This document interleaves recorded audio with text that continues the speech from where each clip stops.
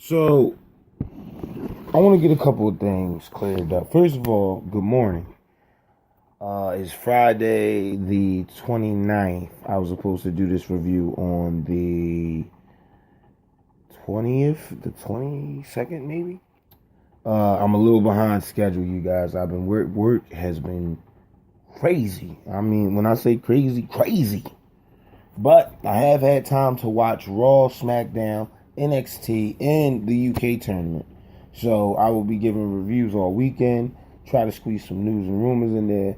But for the most part, Raw and SmackDown will probably be done today. NXT and the UK tournament will be done tomorrow when I have enough time to do both. But, so they rinsed and repeat from last week, Monday Night Raw. Okay, they moved a couple of things around, but it's pretty much the same show.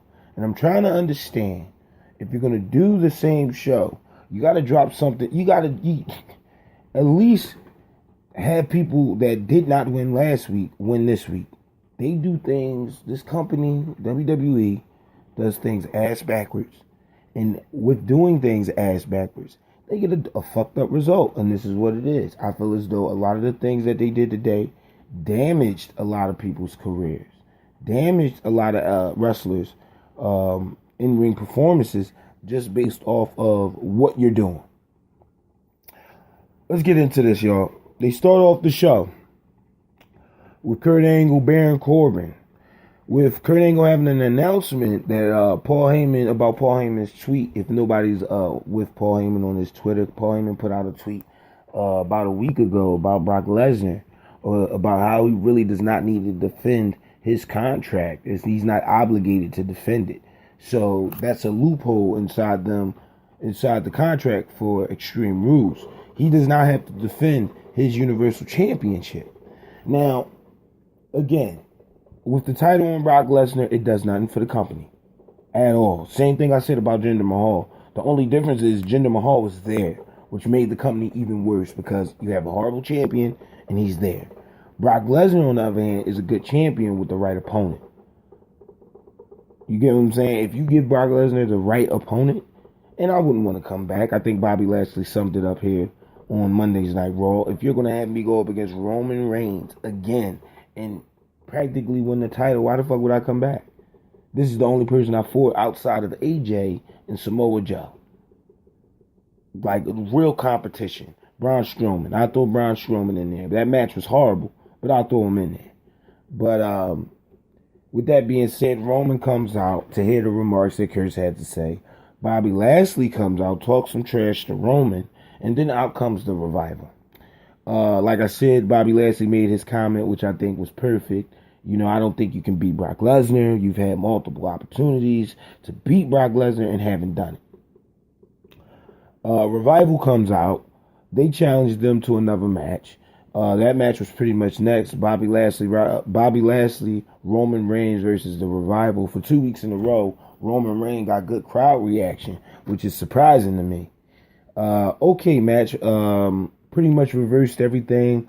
Bobby Lashley ate up the grunt of this match as far as offense, and then they turn over to Roman Reigns with the blind tag. He spares, I think, Dash Wilder, and then not Dash. He spears Dash Wilder, and then the other guy, Scott Dawkins, I think that's his name. He hits him with a schoolboy roll up, and picks up the win here. Which, again, I said it last week. If this does not push the Revival into tag team contendership, I don't know what will. I mean, this is please push the top guys. These guys are good. Yeah, they've had some horrible booking in the past year, but push these guys. Backstage segment with Matt Hardy and Bray Wyatt. They cut one of their fantastic promos with the Broken Brilliance and, you know, Bray. Yeah, I mean, it's not much I can say there. That gets them into a tag team match with the B Squad. The B Squad cuts a promo pretending to be Matt and Bray Wyatt yet again. We'll see the little vignettes before they come out, which I think are hilarious. it's a quick way to say, you know what, we respect, and not only respect, but we like you guys, you know? So that match ended abruptly because whatever spot that Matt Hardy was going for on the top rope, Curtis Axel puts his body weight on him, rakes the eyes, and he comes off the top rope, lands on his back extremely hard. Curtis Axel picks up the win and leaves. I mean, that was pretty much what happened there. They have a nice little standoff. The B team picks up the win here. Again, if this is your pay-per-view match with no stipulations, and mind you, there's been no stipulations announced for Extreme Rules. And that's the whole reason behind Extreme Rules. Every match will be in some type of stipulation. I don't understand. Video package hyping Bayley and Sasha Banks feud that's still brewing. We get a backstage segment with the Authors of Pain. Authors of Pain haven't been on TV in about 7 weeks now, which is great to me. Titus O'Neil and the rest of Titus Worldwide is in the back. They offer them a position on Titus Worldwide. They decline. They go out to the ring, and they go out to the ring. They have a little bit of action in the next couple of minutes. Backstage with Kurt Angle and Bayley. Kurt Angle tells Bayley that she's going to be in a 6-woman tag match with Sasha Banks and Ember Moon, and she has to do this tag match. So, you know, this is their last chance of being friends. I don't know why Kurt Angle cares.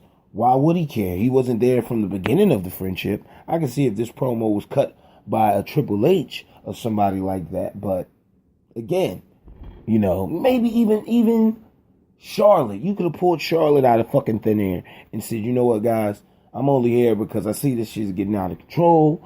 You guys are friends. Stop acting like this. Ember Moon could have even played this role due to the 2 weeks prior when she said you guys need to hug it out. Ember Moon would have been perfect for this. But, you know, Kurt Angle, I don't get it. You know, Kurt Angle could have announced the match. Ember Moon could have came out and said, you know what, you guys we really need to work together, pick up a win against the Riot Squad. That's all I'm saying. Authors of Pain versus Jobbers, quick match. Authors of Pain, of course, is dominating. Titus Worldwide comes out to save the Jobbers. Wow. And I'm completely done with this because it makes no fucking sense. One, nobody comes out and defend Jobbers ever unless you're James Ellsworth. Two, why the fuck are the Authors of Pain running away from Titus Worldwide? Unless if you have plans on pushing Titus to the fucking moon, they shouldn't be running away from Titus Worldwide. What the fuck had Titus done since he's been in the WWE? Outside of good PR for, you know, the bully campaigns and all the,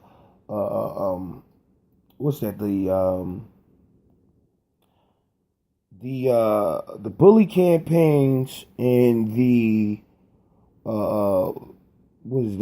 community service. Titus is one of those guys. He's good at the community service. He's good with the PR stuff. Okay, but in the ring, he's done nothing. Outside of slide underneath shit and trip over himself.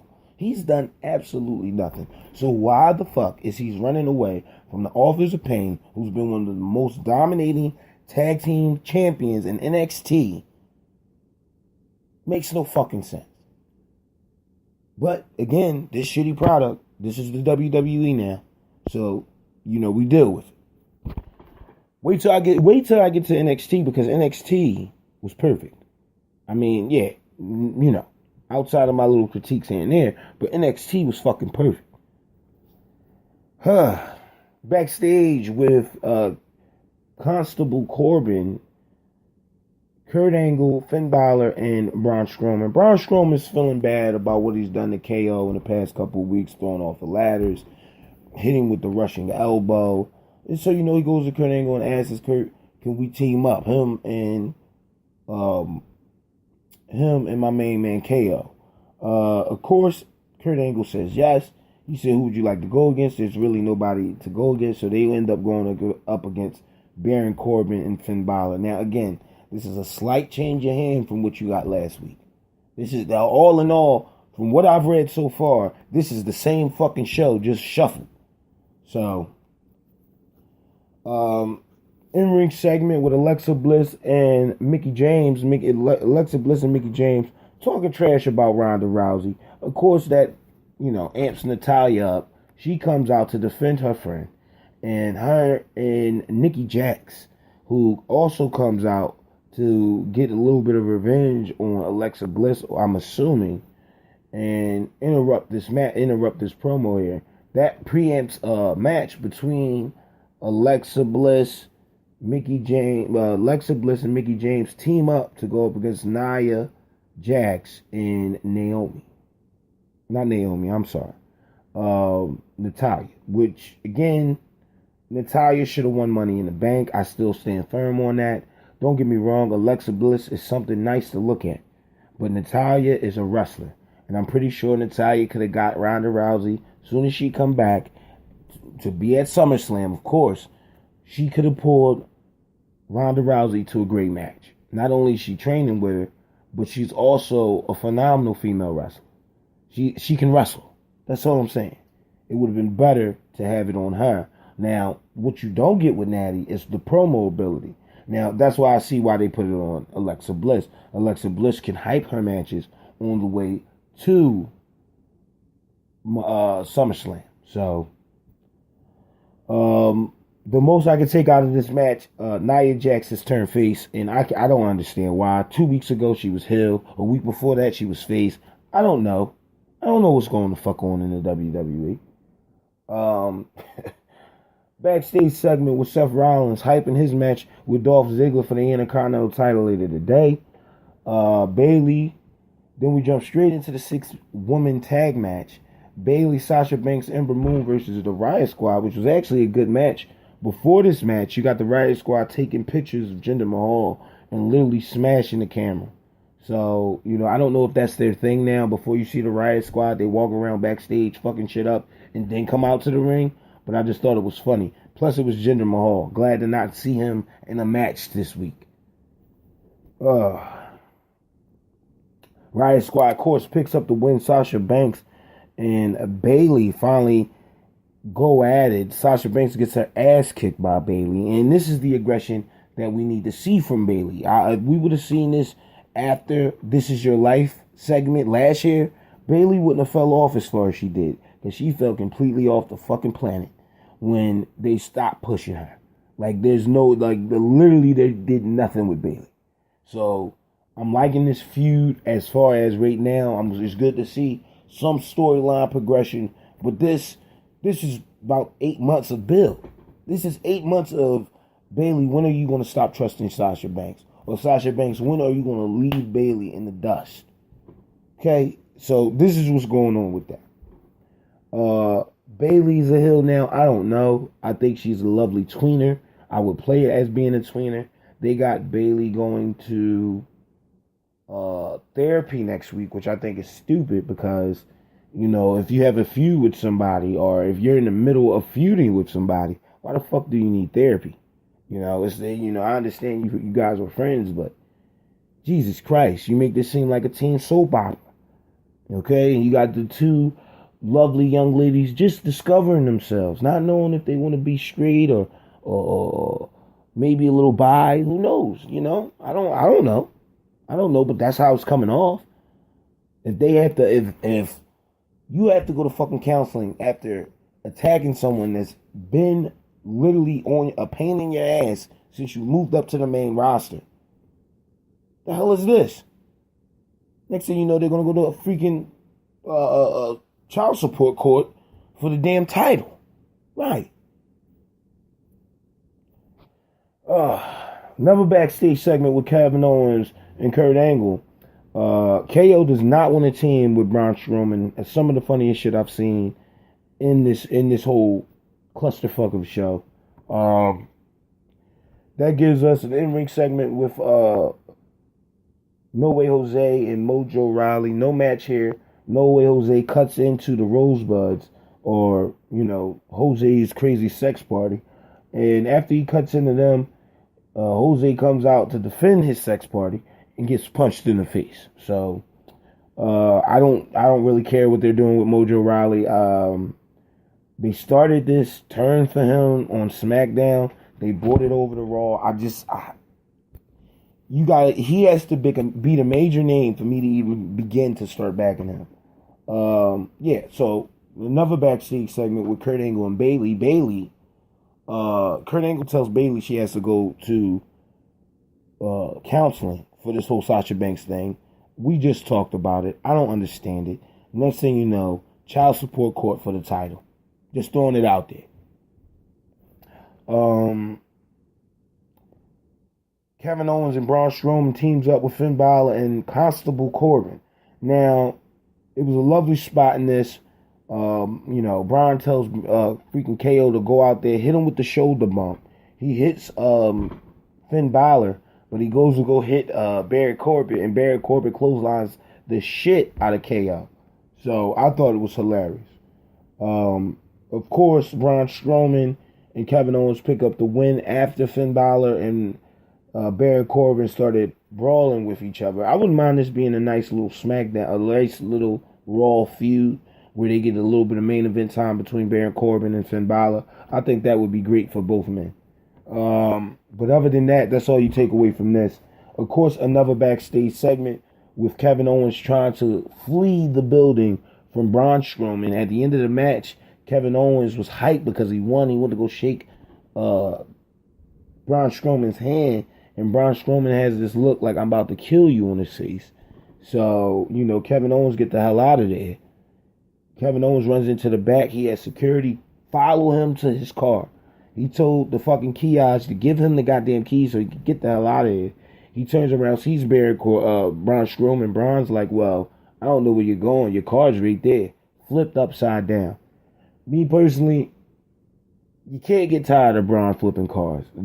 He's a massive dude. They booked him as fucking Doomsday. So when you see him flipping a car, you've already accepted it. Okay? When he flipped the first one, it's over. You people pop for it, they're going to keep doing it. And you shouldn't have popped. That's the whole thing. Once you pop for something, WWE has a way of just continually feeding you the same shit. So, yeah. All in all, good segment. Of course, the match of the night and maybe the match of this week outside of the NXT stuff, which is all undisputed. The undisputed 6-man matches was great this weekend. We'll go over that in the review to come. So, great match here. Dolph Ziggler did tremendous sell work in this match. He sold so much. When he was on offense, he was still fucking selling. This is why I like Dolph Ziggler. Of course, Dolph Ziggler picks up the win here, saved by my main man, Drew McIntyre. Out comes the big dog to get the save for Seth Rollins. So, I don't know where they go from here. Fucking Roman is already feuding with a Bobby Lashley. Why the hell is he involving himself with, Seth Rollins and Dolph Ziggler's business? Now, I think this would have been great. You had Seth Rollins, you had Dean Ambrose come back, call Seth Rollins the championship. Or pretend, matter of fact, he wins the championship because of Dean Ambrose. Dean Ambrose then turns on Seth Rollins.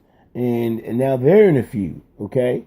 Because you can still do a lot with Dolph Ziggler and Drew McIntyre. It's not like you can't put them in the tag team division and let them dominate. That's why, again, I don't mind this, especially for Dolph Ziggler. He needs something to do. He needs a championship on him because he's too talented.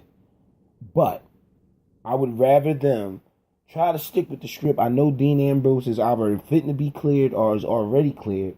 I don't see why you wouldn't bring Dean Ambrose into this and inject him right into the same spot you put Roman Reigns in. But just tweak it a little bit. That's what I would have did. Okay? And this is your Monday Night Raw review. You guys, I'm going to get out of here, get ready for work. I will be back later today with the SmackDown review. I've already written it out. Only thing I got to do is come in here and press record. Okay? You guys be safe. Enjoy the rest of your day. Peace. Outlaw out.